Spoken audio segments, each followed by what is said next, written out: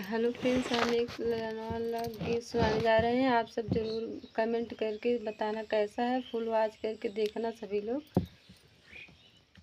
मोरे पीछे वरमाला वंगिया के पेड़वाला वंगिया के पेड़वायर लवंग चुअल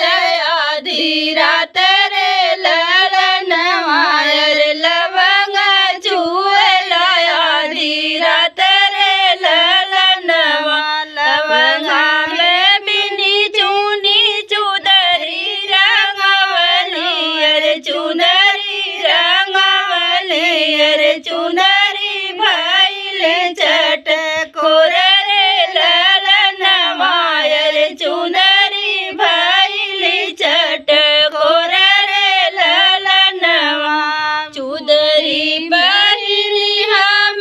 सुतली वो सरमायर सुतली वो सरमायर चोरवा जे झाकी झुकी जाला रे ललन मायर चोरवा जे झाकी झुकी जाला रे ललन